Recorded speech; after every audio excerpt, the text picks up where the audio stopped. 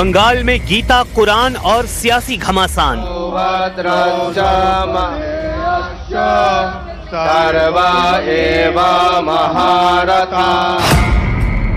बाबरी ने खोला बंगाल चुनाव का नया मोर्चा।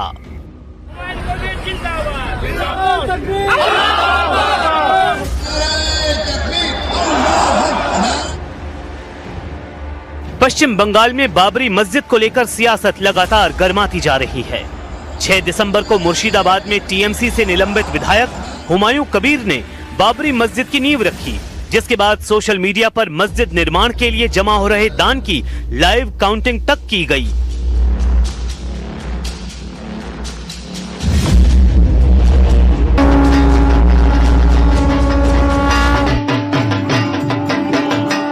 इसके ठीक अगले दिन राज्य में सनातन संस्कृति संसद ने 5 लाख लोगों के साथ गीता पाठ का विशाल आयोजन कर राजनीतिक माहौल और गर्म कर दिया।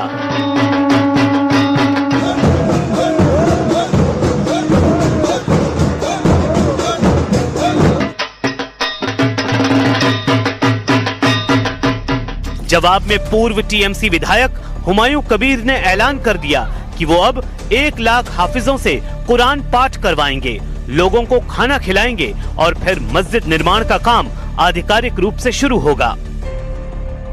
सनातन धर्मावलंबी उनका पवित्र गीता पाठ करवाए। इस्लाम धर्मावलंबी मेरा 1 लाख हाफिज के लिए एक कुरान पाठ कराएंगे, से खाना खिलाएंगे अच्छा से लोगों को। वो 1 लाख कुरान का हाफिज को भी खाना खिलाएंगे। कबीर का दावा है कि ये कदम धार्मिक है, राजनीति से इसका कोई संबंध नहीं, बल्कि जिस मकसद से गीता पाठ हुआ उसी मकसद से हम कुरान पाठ कराएंगे। राजनीतिक मोर्चे पर हुमायूं कबीर ने असदुद्दीन ओवैसी की AIMIM से गठबंधन का ऐलान कर दिया है और कहा है कि इस मुद्दे पर ओवैसी से बातचीत हो चुकी है। उन्होंने ISF, CPIM और कांग्रेस को भी साथ आने का न्योता दिया और 22 दिसंबर को अपनी नई पार्टी लॉन्च करने की घोषणा की है। हाँ, हुमायूं कबीर नहीं रखे हैं, ममता बनर्जी रखवाई हैं और नौटंकी कर रही हैं, अपने सांसदों से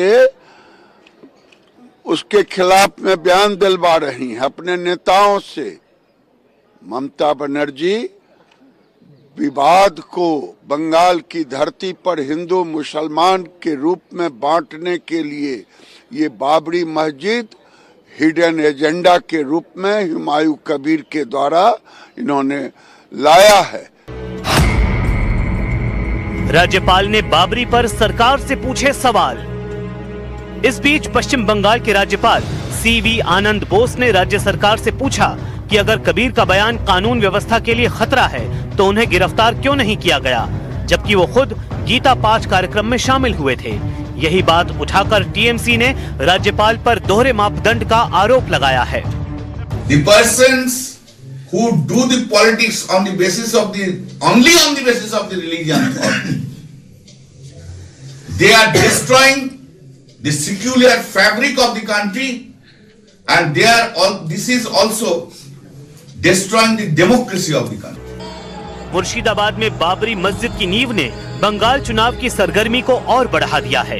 कांग्रेस दबी आवाज में ही सही, लेकिन बाबरी को समर्थन देती दिखाई दे रही है, तो बीजेपी इसके खिलाफ खड़ी है।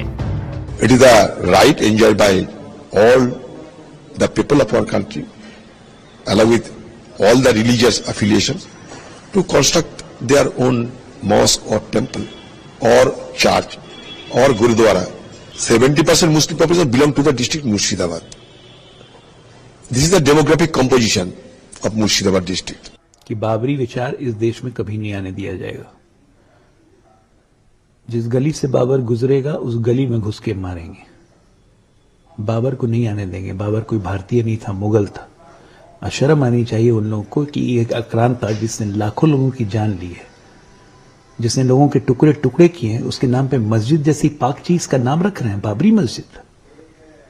इस्लाम तो एक रिलीजन ऑफ पीस है ना, लेकिन जिसने लोगों को टुकड़े किए हुए हैं वो इस्लाम को रिप्रेजेंट करेगा। ये सोचिए, ऐसी सोच रखने वाले कितने बड़े आक्रांता खुद हैं।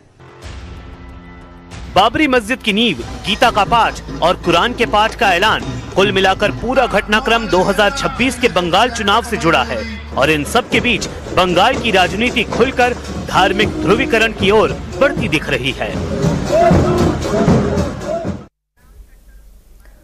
और अब बात करते हो संकट की, जो खत्म होने का नाम नहीं ले रहा है, यानी इंडिगो संकट। जी हाँ, इंडिगो फ्लाइट्स कैंसिलेशन का मामला लगातार 7वें दिन भी जारी है और आज इस मुद्दे पर बड़ा एक्शन हो सकता है। इंडिगो के सीईओ को शाम 6 बजे तक कारण बताओ नोटिस का जवाब देना है। साथ ही इंडिगो मैनेजमेंट को भी यही बताना है कि आखिर इस पूरी गड़बड़ी का जिम्मेदार कौन था। रिफंड और यात्रियों का सामान वापस पहुंचाने की जो आखिरी डेडलाइन थी वो भी खत्म हो चुकी है और इस पर आज रिपोर्ट आने वाली है। अगर किसी भी मामले में संतोषजनक जवाब नहीं मिला तो कार्रवाई तय मानी जा रही है। तो अपने दर्शकों को बता दें कि ये जो संकट है यानी कि इंडिगो संकट लगातार 7वें दिन भी जारी है, लेकिन अब ये जानकारी मिल रही है कि इस मुद्दे पर बहुत बड़ा एक्शन हो सकता है।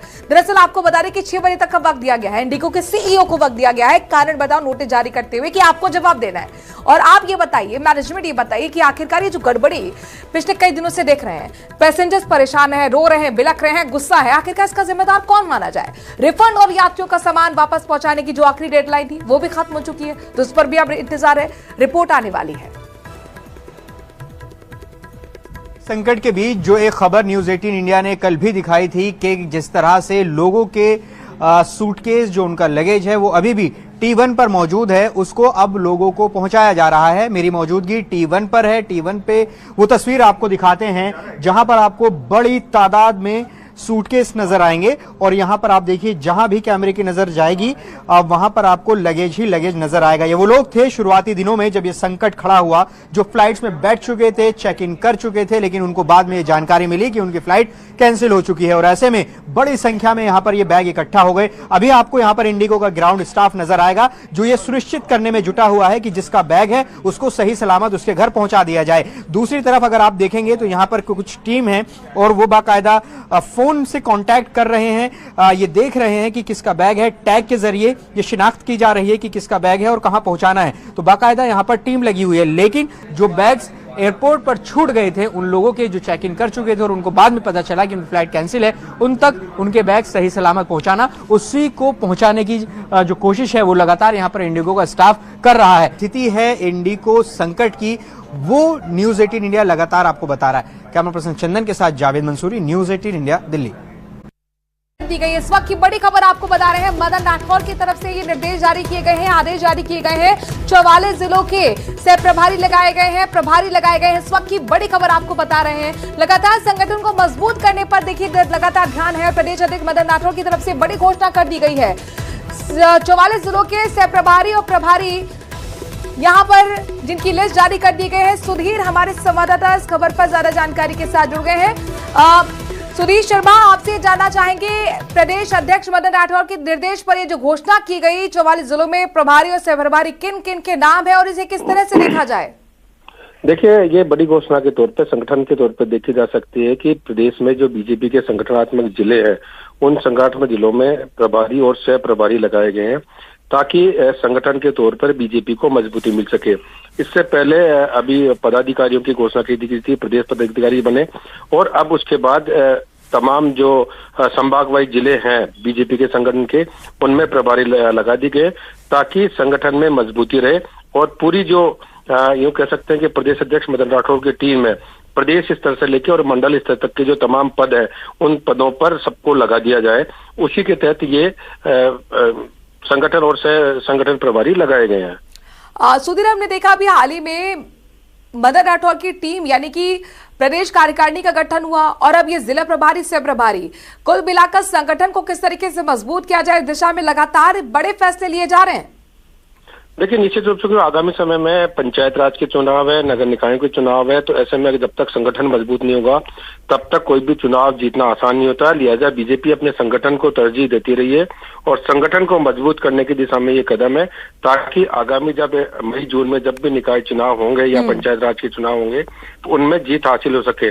लिहाजा इसी को दृष्टि रखते हुए पूरी तरह से संगठन को मजबूत करने की ये कवायद की जा रही है। कुल मिलाकर निकाय चुनाव, पंचायत चुनाव को मद्देनजर अब ये एक्सरसाइज शुरू हो गई है। शुक्रिया सुधीर, तमाम जानकारी हम तक पहुंचाने के लिए।